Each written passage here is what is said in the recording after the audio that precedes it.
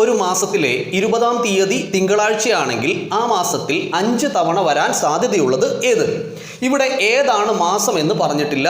അതുകൊണ്ട് 31 വരെ ഉണ്ടെന്ന് നമുക്ക് കൺസിഡർ ചെയ്യാം. പരമാവധി ഒരു മാസം 31 വരെയാണ് ഉണ്ടാവുക.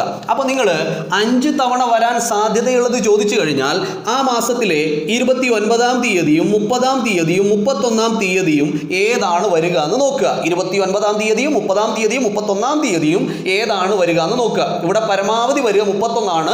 കാരണം മാസം ഏതെന്ന് പറഞ്ഞിട്ടില്ല. 20-ാം തീയതി തിങ്കളാണെങ്കിൽ 7 ദിവസം കഴിഞ്ഞാൽ 27-ാം തീയതിയും തിങ്കൾ. 27 തിങ്കളാണെങ്കിൽ 28 ചൊവ്വ, 29 വരിക ബുധനാണ്, 30 വ്യാഴമാണ്, 31 വെള്ളിയാണ്. അപ്പോൾ 29, 30, 31 തീയതികളുടെ ദിവസങ്ങൾ 5 എണ്ണം വീതം ഉണ്ടാകും. 5 എണ്ണം വീതം ഉണ്ടാകും. അപ്പോൾ ഇവിടെ ഓപ്ഷനിലുള്ളത് വ്യാഴമാണ്. അതുകൊണ്ട് 5 തവണ വരാൻ സാധ്യതയുള്ളത് വ്യാഴം.